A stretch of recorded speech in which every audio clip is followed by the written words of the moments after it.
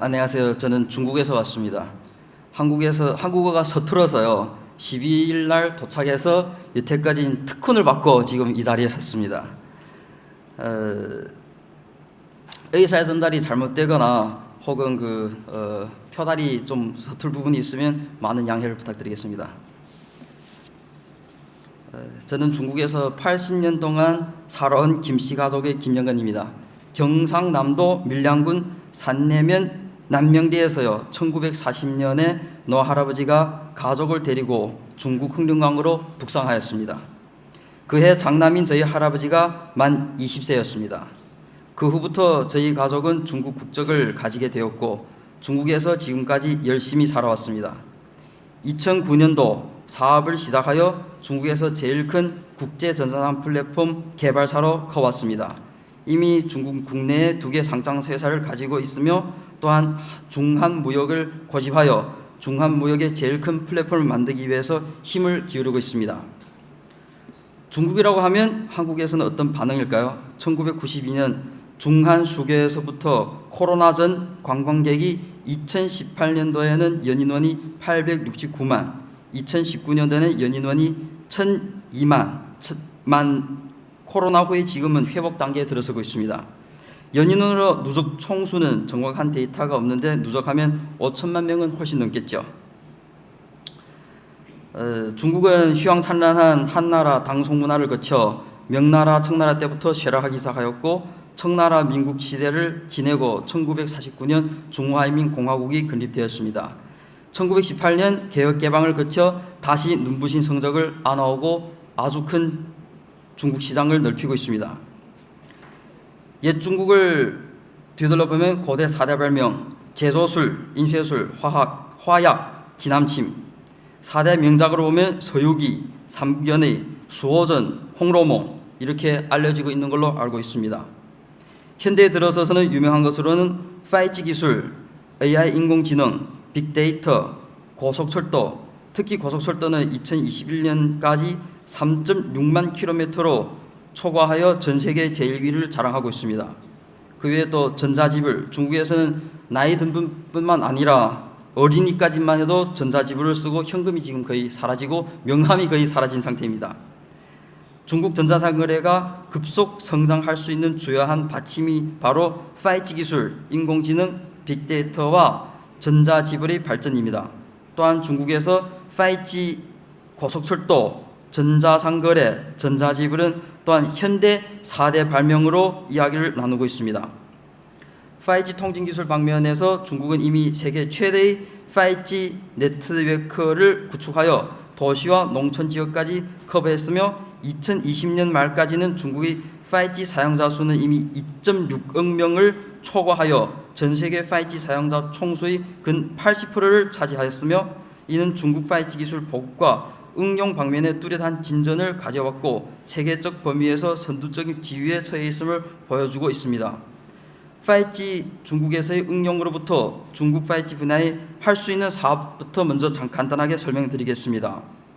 스마트시티, 5G 기술을 통해 스마트시티 교통관리, 스마트 에너지 관리, 스마트 환경 모니터링 등 실현해 도시 운영의 효율을 주민 생활을 질을 향상시키는 겁니다.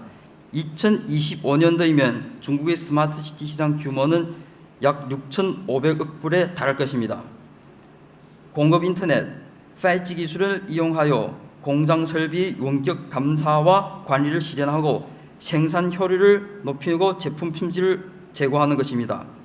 이 방향으로 보면 2025년에는 2,600억 불의 시장 규모를 이룰 수 있으며 단순하게 상품을 중국에 판매한다는 것보다도 관리 시스템을 중국으로 투입하는 것도 좋은 아이템입니다.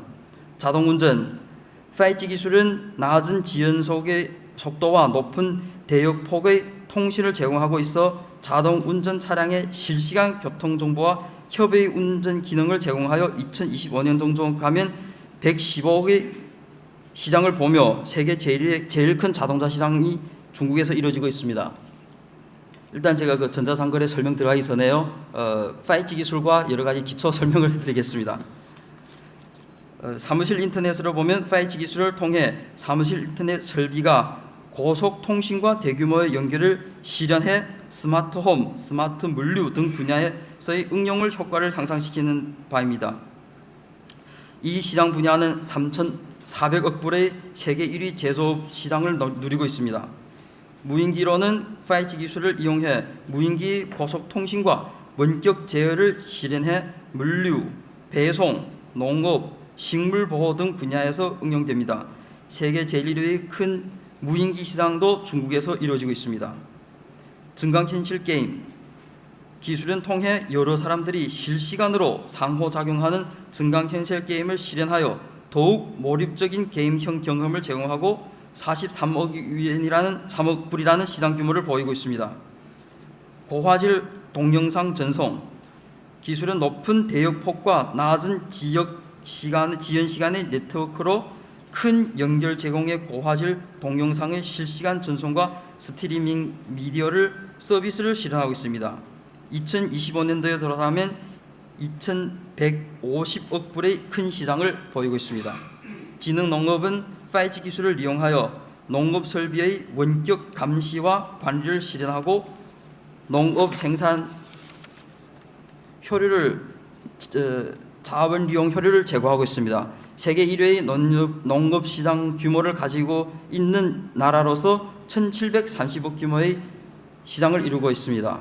5G 기술에 인한 이상 시장 규모를 보면 2020년도에 도달하면 2만억 불의 시장 규모를 초과할 것입니다. 한국의 첨단 기술을 전면적으로 시작하여 중국에 도입할 좋은 시기로 보고 있습니다. AI 인공지능 면에서는 중국은 앞서가고 있습니다. 특히 5G 보급률이 높아지기 때문에 기초가 아주 잘 되어 있는 것이죠. 음성인식 기술은 음성인식 분야에 응용할 수 있으며 핸드폰이나 가구를 음성으로 명령을 인식하고 사용하는 조작할 수 있는 분야입니다. 2019년도만 해도 10억 불밖에 안 되는 시장 규모가 2025년도에는 300억 불로 늘어날 것입니다. 기계 번역을 구글 번역처럼 한 언어를 텍스트를 다하는 언어로 자동 번역해주는 기계 번역 분야에도 AI 기술이 적용되고 있으며 국경 간 무역 거래에서 큰 도움이 될 것입니다. 2025년은 300억 불의 시장을 이룰 수 있습니다.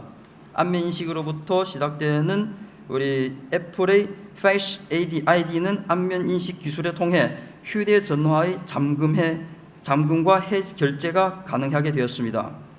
2025년도 되면 110억 불의 시장을 이룰 것입니다. 지능형 추천 넷플릭스 사용자의 시청 이력이나 취향에 따라 개인화된 콘텐츠를 추천해주는 지능형 추천 분야에도 AI 기술이 적용되고 있습니다. 의료 진단 기술은 의료 전담 분야에서도 적용되어 있고 IBM의 왓슨은 의사가 질병 진단 및 치료 프로그램을 개발할 수 있도록 대량의 의학 문헌과 환자 데이터를 분석할 수 있는 AI 기술입니다. 금융위험 통제 AI 기술을 금융위험 통제 분야에 응용할 수 있어 은행은 AI 기술을 이용하여 고객의 신용 기록과 거래 행위를 분석하고 잠재적인 위험 예측하며 상응하는 조치를 취하는 것입니다. 전자상 거래에서 안전성을 확보하는 제일 큰 도움이죠. 채팅 로봇 AI 기술은 챗봇 분야에서도 응용되고 있으며 마이크 로소포트의 샤오빙은 자연히 처리되고 기계 학습 기술을 통해 사용자와 대화를 하고 관련 정보를 서비스를 제공합니다.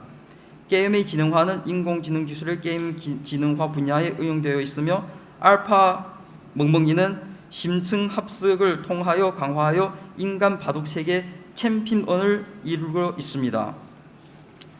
스마트홈 인공지능 기술이 스마트홈에 응용되어서 음성인식 스포크, 조명, 조절, 음악, 재생 등 인공지능 기술을 통해 홈기기 제어하고 있습니다.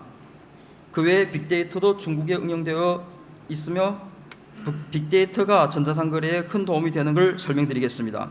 개성화 추천, 사용자의 과거 행동과 선호도를 분석하여 빅데이터 기술을 이용하여 개성화 추천을 실현하고 전자상 거래 플랫폼은 사용자의 구매 기록과 탐색 행위를 근거하여 관련 상품 추천할 수 있는 거래 성공률을 대폭 높이는 겁니다. 도시교통관리의 대량의 데이터를 수집하고 분석하여 지능적인 교통관리를 실현할 수 있으며 교통 흐름량과 정제 상황에 근거하여 신호 등 제어 최적화를 하여 교통 효율을 제고하는 것입니다.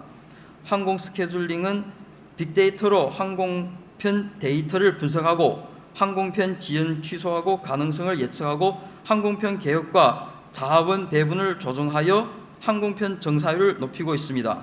인천공항의 성공항 플랫폼을 중국 연영성 대련 신공항에 투입하기 위하여 최근 밀접한 스케줄로 움직이고 있습니다. 저희들이 금융유형관리, 은행과 금융기구의 빅데이터를 이용하여 고객 신용기록, 거래 행위와 시장 데이터를 분석하여 잠재적인 위험을 예측하고 상응한 위험관리 전략을 제공할 수 있습니다. 의료 건강관리에 관한 데이터는 의료 데이터의 수집과 분석을 통해 개별화 건강관리를 실현하고 환자의 병력과 유전자 데이터를 근거하여 질병 위험의 예측에 상응한 예방 치료를 방안을 제정합니다. 이 분야에도 한국병원과 건강검진, 완지치료, 보건치료 등 분야의 파트너를 찾고 있는 중입니다. 마케팅과 광고 최적화, 사용자의 소비자 행위와 소셜 미디어 데이터 분석을 통하여 정확한 마케팅과 광고 투입을 실현하고 사용자의 흥미와 선호에 근거하여 관련 광고와 특혜 정보를 푸십니다. 광고주의 예산을 대폭 줄이는 거죠. 소셜 네트워크 분석을 통하여 대인관계와 행위 데이터를 분석하여 사람들 간의 인계와 영향을 밝혀주고 소셜 네트워크를 이용하여 질병의 전파 경로를 분석하고 예측하며 코로나 시기에 큰 도움이 되었습니다. 에너지를 관리하고 사용하는 데이터는 모니터링과 분석을 통해 지능형 에너지 관리를 실현할 수 있습니다. 전기 사용 분야의 예측을 따라 전략 공급을 최적화하고 에너지 이용을 효율할 수 있는 향상시키는 겁니다. 물류 및 공급망을 최적화하여 데이터의 분석을 통해 물류와 공급망의 최적화 실현을 하고 수요 예측과 재고 데이터에 근거하여 물류와 공급망 스케줄이 유통을 최적화시키는 겁니다. 농업 데이터의 수집과 분석을 통해 토양과 기상 데이터에 근거하여 관계와 비료를 최적화하여 농작물의 생산 품질을 향상시키는 지능형 농업관리도 진행되고 있습니다. 이상 5G 기술, AI 기술, 빅데이터, 전자지불을 너무 좋은 기초가 가지고 있기 때문에 전자상거래도 자연스럽게 급성장 황금 시기를 안아왔습니다. 지루하게 읽어드려서 죄송합니다.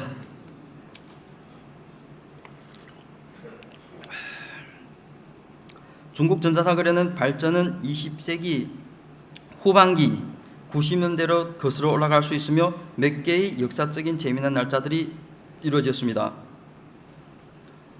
1999년 알리바바가 설립되었습니다. 알리바바는 중소기업 위한 온라인 무역 서비스를 제공하는 B2B 전자상거래 플랫폼으로 마윤의 거작이죠.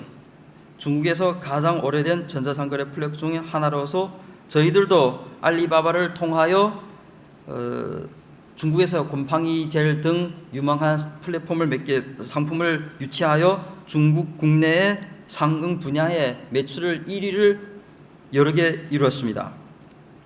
2003년 찡둥이 설립되었습니다. 찡둥은 중국에서 가장 큰 통합 전자상거래 플랫폼이며 처음 전자제품을 판매하다가 지금은 통합 플랫폼으로 대폭 우세와 인기를 보이고 있습니다. 2020 작년하고 올해죠. 작년 올해에 이미 알리바바를 초과하여 중국의 500강 민영기업, 중국에는 국영기업과 민영기업으로 가르고 있는데 500강 민영기업에서 찡둥이 이미 만조의 매출로 1위를 연속 2년 동안 차지했습니다. 특히 2023년도에 중국 민영기업 500강은 이번 주 월요일에 발표했습니다. 2004년도 알리바바의 지회사로 C2C 판매몰인 더보가 설립되었습니다. 2008년도에는 또 회사 더보는 그 당시에도 짝퉁이 너무 많이 일어나서 2008년도에는 티몰을 설립했습니다. 티몰은 알리바바가 소유한 B2C 전자상거래 플랫폼으로 브랜드 판매를 위주로 하는 B2P 플랫폼입니다. 2011년 단체 구매몰인 핀도더가 설립되었어요. 핀도더는 중국에서 가장 큰 소셜 전자상거래 플랫폼으로 하나로 소셜 공유 및 그룹 구매 모델을 통해 소비자에게 저렴한 상품을 제공하고 하는 모델이었습니다. 핀도더 같은 경우에는 중국에서 아주 싼 재고를 처음 대량 유통했습니다. 가격이 싸고 품질이 좋다나니 인기가 대폭 늘어났었죠. 현재는 단체몰로 시작해서 많은 상품을 주문 단체몰로 해서 상품을 저렴하게 생산해서 한국 상품도 많이 가져다 팔고 있습니다. 저희도 핀도더에는 일단 재고가 생기면 한국 상품이든 수입품이든 국내 상품이든 다 핀도더에 올려서 판매하죠. 가격이 싸기 때문에 품질이 안 좋은 줄로 알고 있었는데 소비자들이 구매하고 보면 품질도 좋고 가격도 싸니 인기가 좋은 거죠. 2017년, 18년은 저희 라핑고 단체몰 브랜드도 통장구이라고 오픈했는데 1.8억 위안의 매출로 그해 단독 단체몰 매출 순위에서 전국 17위를 차지한 적이 있었습니다. 2020년 코로나로 전자상거래의 발전을 촉진했습니다. 코로나의 발생은 오프라인 소매에 큰 영향을 이루었고 전자상거래는 사람들이 쇼핑하는 주요 채널이 되어 전자상거래의 급속한 발전을 촉진했습니다. 라핑고 저희 회사가 라핑고입니다. 라핑고란 뜻이 매운 사과란 뜻입니다. 매운 사과란 의미가 세상에 없는 상품을 창조하겠다는 뜻으로 해서 라핑고라고 중국에서 매운 사과라는 뜻입니다. 라핑고 하면 저희 회사라는 뜻으로 좀 이해해 주기 바랍니다. 제가 그걸 안 가지고 올랐네요. 라핑고도 코로나 시기에 급성장을 하여 상장에 큰 도움을 가져왔습니다. 라핑고가 저희들 코로나 중국에서 터졌을 때 처음으로 또 지나갔습니다.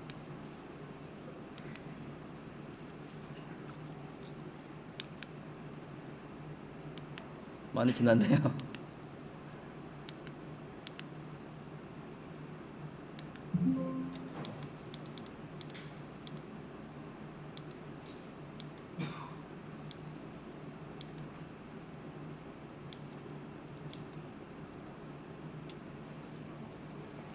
코로나가 터졌을 때 마스크가 중국에서 아주 필요했었습니다. 그때는 또 중국은 특수한 그런 정치 환경 속에서 많은 그런 방역 용품을 필요했을 때 저희들은 또 이런 플랫폼을 가지고 있기 때문에 중국 국내에 많은 마스크와 그런 의료복 이런 상품들을 중국으로 많이 수입했죠.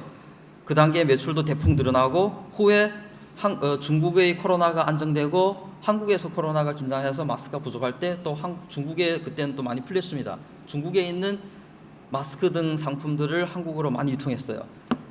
매출이 그 단계에는 한 3-4배로 증강돼서 저희들 상장 서류에 올리는데 데이터에 큰 도움이 되었죠. 이런 플랫폼은 특수 단계에 또 특수한 그런 혜택을 저희들한테 준 적도 있고요. 중국 전자거래에서 판매 10대 순위를 보면 의료, 신발, 모자 종류가 1위. 그 중에 액세서리나 의류나 남녀 복장 등이 중국 지금 전자상거래 판매의 10대 순위에서 1위를 차지하고 있고요. 가정 방지품, 가구, 주방용품, 욕실용품 등이 제2위를 차지하고 있습니다. 매출에 보면 전자 디지털류, 핸드폰, 컴퓨터, 카메라, 전자제품을 포함한 전자 디지털류가 3위를 차지하고 화장품, 피부 보호 제품 이게 보단하면 10위에 차지하는 상품들이 거의 다 한국에서 큰 우세를 가지고 있는 상품들입니다. 화장품, 피부 보호 제품, 개인 관리용품 등 뷰티 제품을 포함한 뷰티 케어 종류가 제4위를 차지하고 있고, 유아용품, 임산부 용품 등 모성 제품과 영아 제품을 포함한 식품과 의류, 간식, 보건품 등 모성용품이 제5위를 차지하고 있습니다. 그리고 실외용품으로 보면 캠핑류, 장비, 실외용품, 실외 스포츠용품 등이 7위를 차지하고 있고, 냉장고, 세탁기, 에어컨 등 가전제품들이 8위를 차지하고 있으며, 도서, 음악, 영화 등 오락 문화 상품이 9위, 자동차, 오토바이 및 부품이 제10위를 차지하고 있습니다. 여기 확실하게 보면 특히는 화장품이나 가정용품, 의류는 중국에서 한국 상품이 인기를 보이고 있고, 특히는 식품 같은 경우에 일본의 그 사건 때문에 최근에는 일본 마트에 있는 일본 상품들을 한국 상품으로 교체하자는 그런 간단한 그런 행사도 진행하고 합니다. 같은 가격에 같은 품질의 같은 상품이면 아예 일본 상품을 지금 한국 상품으로 교체하자 해서 좋은 기회이기도 합니다. 다음은 중국 전자상거래 판매 10위 순위에서의 매출 규모를 한번 살펴보겠습니다.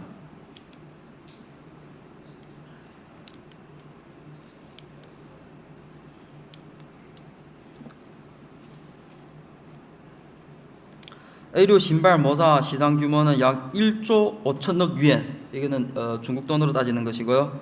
1조 5천억 위엔으로 되어 있고, 가정 방직류는 1조 2천만 위엔, 전자 디지털류는 1조 1천억 위엔, 뷰티케어는 약 8천억 위엔, 모자 용품류는 7천억 위엔, 식품 음료류는 6천억 위엔. 저희 라핑고에서 지금 찾고 있는 상품들 중에 제일 중요한 게 건강식품, 그리고 친환경적인 주방용품을 많이 소싱하고 있습니다.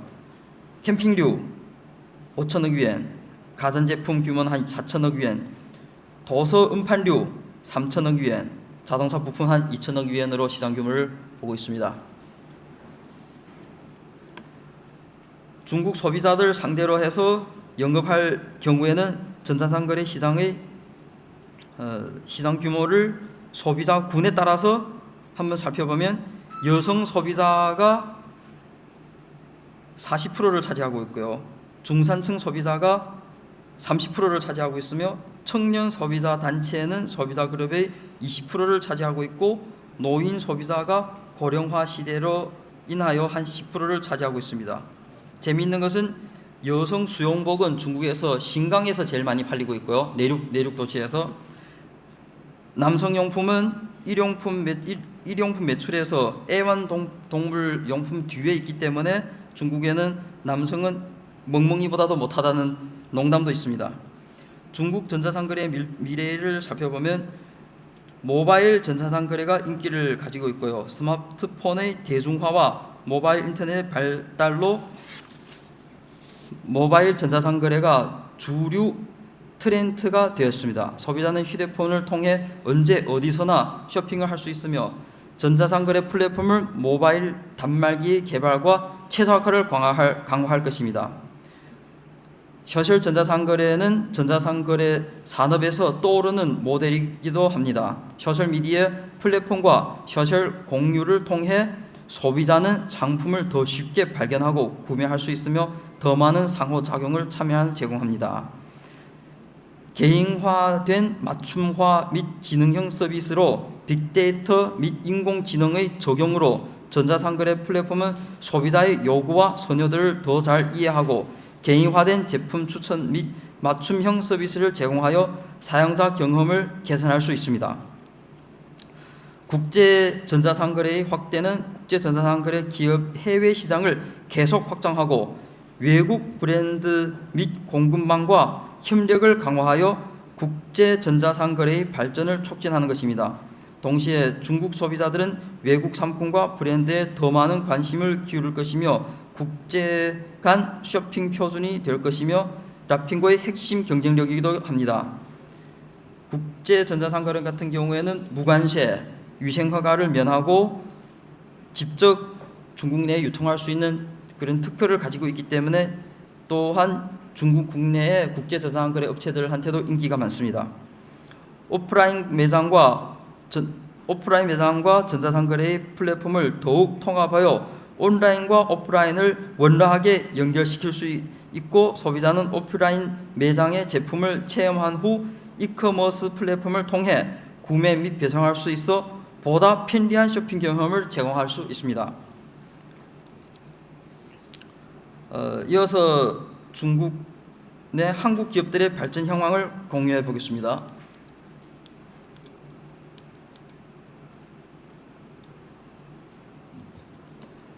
투자 규모로 보면 한국 기업은 중국 투자 규모는 2020년 말까지 약 260억에 달하며 기업 수는 약 7,000개 기업이 중국에서 일을 하고 있습니다.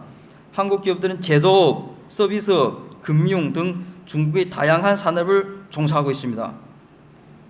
중국은 한국의 가장 큰 무역 파트너 중의 하나로 양국 간 무역 계속 성장하여 2019년도에는 3,000억에 달하는 이상에 달하는 무역액을 보였습니다. 중국은 대한국 수출에 주로 전자제품, 자동차, 화학제품 등 집중되어 있으며 반면에 한국은 중국으로부터 많은 기계, 장비, 전자제품, 원자재 등을 수입하고 있습니다. 한국 기업은 중국 내 투자를 주로 베이징, 상하이, 광저우,深圳 등 1, 2선 도시에 집중되어 있고, 이런 도시들은 통상적으로 비교적 좋은 상업 환경과 시장 잠재력을 가지고 있습니다. 한국 기업은 중국에서 자동차, 전자제품, 화학, 금융, 호텔 및 관광 등 다양한 분야를 포괄하고 있으며, 현대와 같은 한국 자동차 회사는 중국에서 큰 시장 점유율을 가지고 있습니다. 중국에서 일부 한국 기업도 소매, 음식 및 인테리어 등 업종과 관련되어 있는 슈퍼마켓 체인점은 중국에서 많은 매장을 열고 있으며 연해 도시에서 집중되어 있기에 내륙으로 진출하는 것도 좋은 기회이기도 합니다. 무역형 한국 기업들이 중국 시장의 공략을 위해 다음과 같은 방향을 제시하고자 합니다.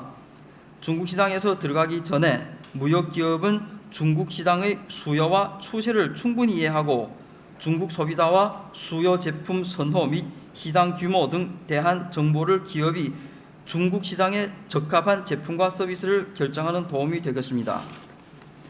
안전적인 공급망, 파트너를 관계를 수립하여 하는 것은 무역형 기업에 있어서 매우 중요한 것입니다. 중국 시장에서 믿을만한 공급자와 협력 파트너를 찾아 제품의 품질과 공급이 안정화되는 것을 확보합니다. 이 부분에 대해서는 관심이 있으신 분들은 라핑고를 찾아주시면 감사하겠습니다.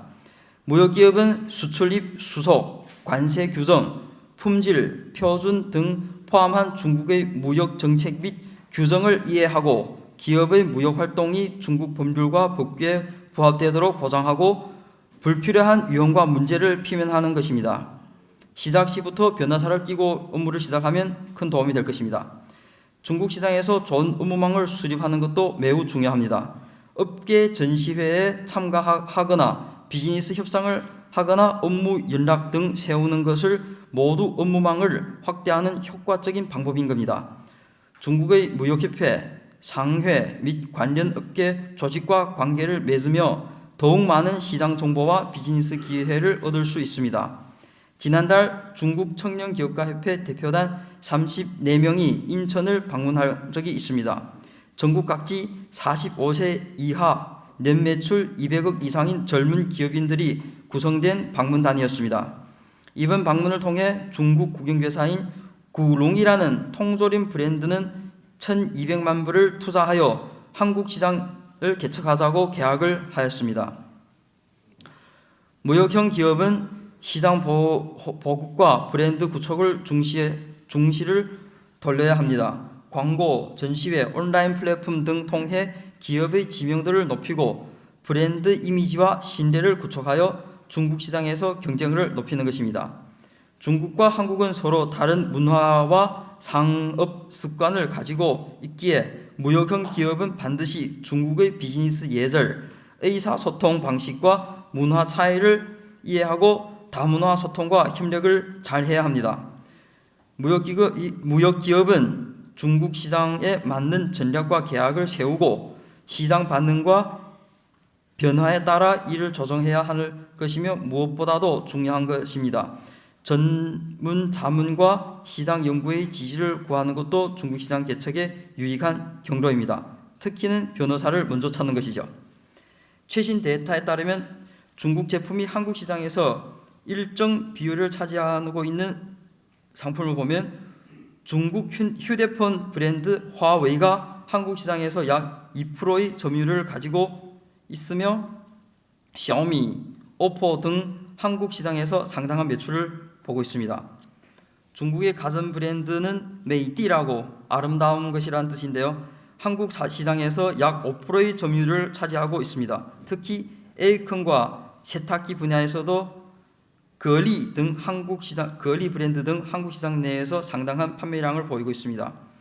중국 차음료 브랜드는 한국 시장에서 일정한 점유율을 차지하고 있으며 특히 병포장 차음료는 그렇습니다. 구체적인 점유율 수치가 없기는 하지만 중국 차음료 브랜드는 한국 시장에서 어느 정도 경쟁력을 가지고 있다고 알고 있습니다.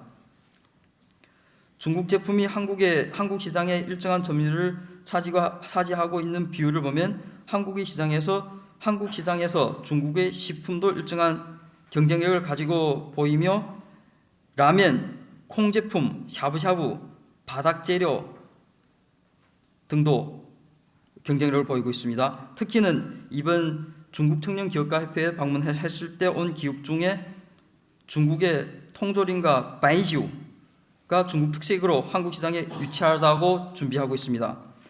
중국의 화장품 브랜드는 한국 시장에서 투입한 후 지금까지 특히 중저가 제품 분야에서 중국 화장품 브랜드가 한국 시장에 소비자들의 인기를 이끌고 있습니다.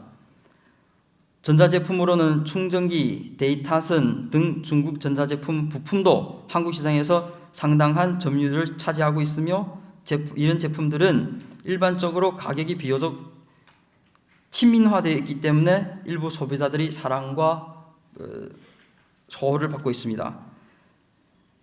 중국 시장에서 매출액 순위를 보면 한국 제품이 상당한 점유율을 가지고 있습니다. 특히는 삼성전자, 한국의 최대 전자 회사인 삼성은 중국 시장의 매출을 특히 휴대폰, TV 시장에서 매출을 높이 보고 있으며 스마트폰 시장의 점유율은 10%, 중국의 매출의 10%를 차지합니다.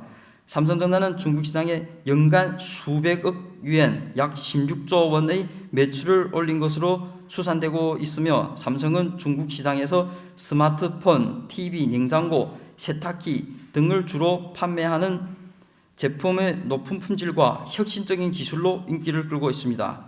특히 삼성 스마트폰은 중국 시장에서 높은 점유율로 지속적으로 새로운 제품을 선보이기 때문에 소비자들이 수요에 대응하고 있습니다. 삼성전자는 중국 시장에서 상대적으로 안정적인 매출 성장을 보이고 있습니다. LG도 중국 시장에서 상당한 매출을 올리고 있고 중국 시장에 TV, 냉장고, 세탁기 등 상당한 점유율을 차지하고 있습니다.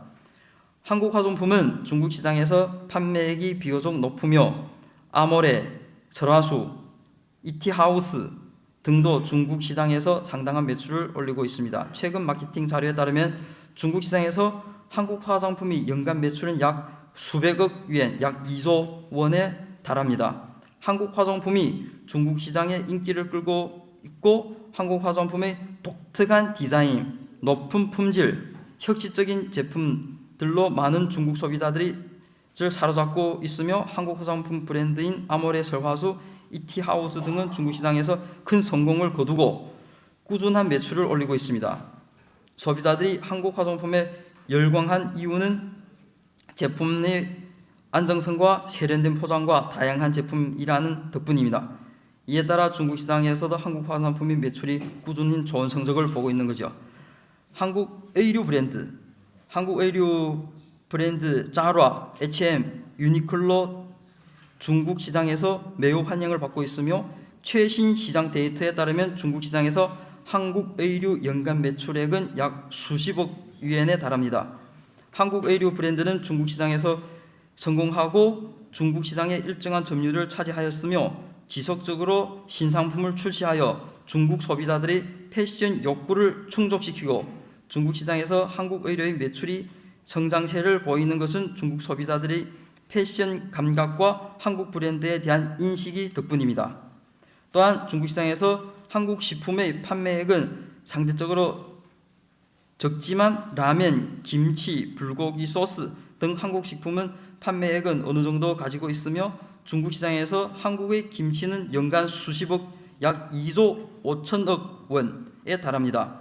중국 소비자들은 한국 김치 선호도를 보여주는 비교적 큰 매출액입니다. 중국 시장에서 김치는 전통 한식뿐만 아니라 중국 소비자들이 다양한 중식과 자체 요리에 접목하는 등 폭넓게 활용되고 있어 중국 시장에서 높은 매출을 올리고 있습니다. 중국 시장에서 종합 정보를 해보면 다음과 같은 품목들이 중국에서 잠재력이 있습니다. 한국 화장품, 피부관리 제품, 한국 패션 의류, 한국 식품과 음료, 한국 오락 및 문화 상품들이 인기를 끌고 있습니다. 한국 첨단 기술을 중국에서 좋은 시장성도 보이고 있습니다. 한국의 정보기술, 반도체, 인공지능, 바이오 과학기술, 친환경 등 많은 분야에서 앞선 기술과 혁신 능력을 가지고 있기에 중국은 전 세계에서 가장 큰 시장의 하나로 첨단 기술에 대한 수요가 매우 큽니다. 중국 정부는 한국의 첨단 기술이 중국 시장의 수요를 충족시키고 중국 기업의 경제력 향상에도 도움이 될 수 있도록 혁신과 기술 업그레이드를 추진해 왔으며 한국의 반도체 기술은 중국 시장에서 스마트폰, TV, 전자기기 등 응용할 수 있는 잠재력이 큽니다. 또한 한국은 인공지능과 생명공학 분야에서도 경쟁력을 갖추고 있으며 이들 기술 또한 중국 의료, 농업, 제조업 등의 분야의 활성화 전망이 밝습니다. 그러나 중국 시장의 진출은 한국 기업의 중국 시장의 수요의 규정에 따라야 하며 중국 시장의 수요를 부응할 수 있도록 중국 기업과 기술 협력 혁신을 같이 해주는 게 좋습니다. 한국 기업들은 중국 시장에서 몇 가지 도전과 기회를 직면하고 있습니다. 도전 과제에는 치열한 시장 경쟁, 정책 환경의 변화 및 지적 재산권 보호가 포함됩니다. 그러나 중국의 거대한 시장 규모, 소비 증가 추세 및 디지털한 전환으로 인한 기회는 중국 시장을 중요한 성장 엔진으로 보고 있어 한국 기업들이 관심을 많이 끌고 있습니다. 일반적으로 한국 기업들은 중국 시장에 발전할 여지가 넓지만 시장 경쟁과 정책 환경에서도 도전이 직면합니다. 중국 경제의 지속적인 발전과 소비 증가 추세에 따라 한국 기업은 중국 시장에서 지속적인 발전 성장을 예상하고 있습니다. 중국 온라인 시장이 이렇게 이루어지고 있고요.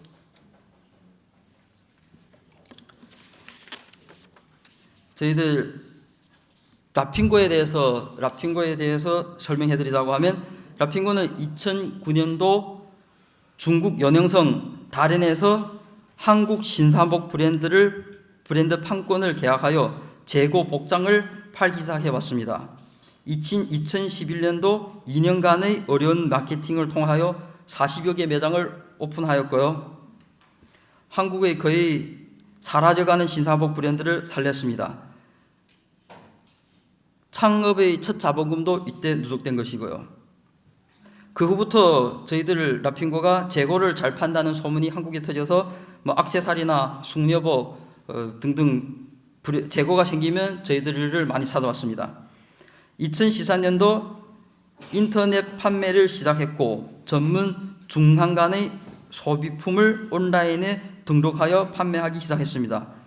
그때부터 자체몰 라핑고도 브랜드가 등록되었습니다. 2015년 첫 매출 1억 위엔, 한화로 한 200억의 매출을 돌파하고 2019년도 코로나로 급성장했습니다. 2020년 기술개발팀이 독립적으로 업무를 수행하기 시작했으며 2023년도 올해 5월에요. 상장하여 시장 가치 부가치를 10억 불에 달했습니다. 11억 불 나와 있네요. 라핑고는 2009년도 설립해서 지금까지 14년의 시간을 걸어왔고 한국 상품을 중국에 많이 유통하는데 신경을 많이 썼고요.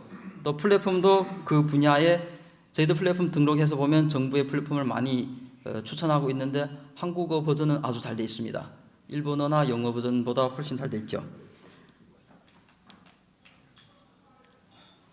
라핑고 통해 중국 시장 개척하는 방법을 보자고 하면 수sun 라핑고는 중국 동북에 27개 플랫폼을 가지고 있습니다. 지금까지 여기 보면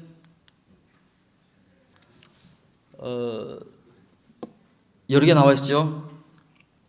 특히는 대련 RC 르셉, 대련 르셉 수출입 플랫폼은 예를 들자면 대련을 예를 들겠습니다. 80만 명의 회원을 가지고 있고 활성화된 회원이 매일 등록하는 회원이 3천여 명입니다.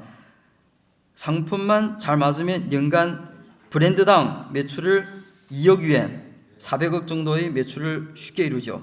저희들 2017-18년도에 보면 7,500명의 회원으로 매출을 1.8억 유엔, 1.8억 한 400억 정도 매출을 이루었습니다. 때문에 저희들 대련 르셉 플랫폼이 이번 5월 달에 인천 상공회의소와 계약 후 첫 판매 행사에 5천만 유엔의 매출을 이루었습니다. 이런 유사한 플랫폼이 저희 대련에도 가지고 있고 동북 삼성에 보면 좀 못 들어봤던 그런 도시 이름이겠지만 금주, 판진, 심양, 그리고 장춘, 특히 연변주 등등 이런 곳에서 저희들 플랫폼을 지금 많이 사용하고 있습니다. 올해 말까지 보면 이런 플랫폼이 한 35개 정도로 늘어날 것으로 보고 있기 때문에 여러분들 좋은 상품이 있으시면 많이 추천해 주시길 바랍니다. 라핑고는 또한 1억 불에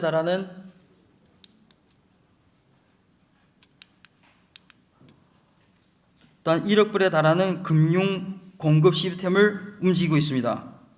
자금을 대고 특히는 우리 한국의 중소기업들이 중국으로 유통할 때 량이 늘어나면요 자금이 부족하니 1억 불에 달하는 금융 자금을 시스템을 가지고 자금을 선불해드리며 중국 내에 완판을 약속하고 일단은 상품 경쟁력이 있어야죠. 또한 첨단 기술 도입도 고집하고 있습니다.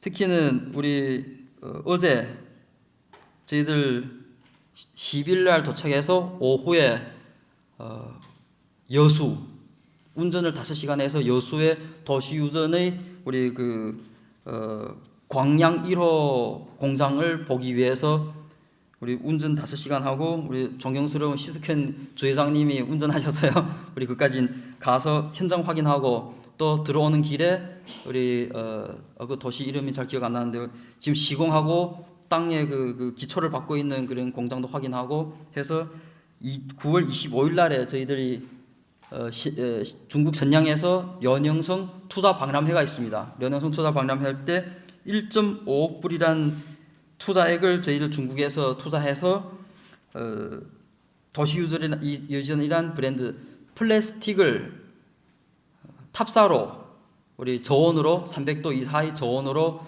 오염업계, 연기업계 꿀떡 없이 진행하는 이런 첨단 기술이죠. 이런 기술이 만약 있으시면 저희들한테도 많이 추천해주면 저희들은 6+6이라는 그런 자금 활용하는 시스템이 있습니다. 올해 6개 이런 플랫폼을 중국 내에 투자 유치해야 하고 또 내년 6개를 예비로 선정해서 내년 초에 선정해서 우리 투자를 진행해야죠. 이 도시유전은 저희들 3월 27일부터 조사 들어가서 지금까지 한 6개월 동안의 우리 심사를 통해서 지금 중국 내에 유지하는 거죠. 그리고 또 중국 유명한 통조림 브랜드 인천으로 유치하는 부분인데 이분이 우리 저번에 중국 청년 기업가 대표단에서 대표단의 일원으로 우리 인천에 방문했고 또 우리 식품회사 뭐 농심과도 관심이 많고 해서 1,200만 불을 준비해서 한국 국내 시장을 추진하겠다고 지금 투자금을 준비하고 있습니다. 이번 기회를 통해서 만약 식품회사에서 우리 통조림 회사의 상품을 한국 국내에 유통할 그런 능력이나 혹은 관심이 있으시면 연결해서 우리 같이 마케팅할 마켓 비용도 되고 뭐 사무실도 지원할 수 있고 여러 가지 홍보 비용도 지원할 수 있는 그런 기회가 될 것 같습니다. 제가 시간을 안 봤는데요. 예. 그래서 지금 예, 이상으로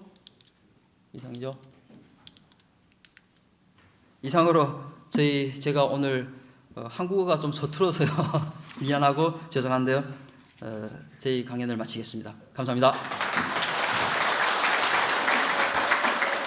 네,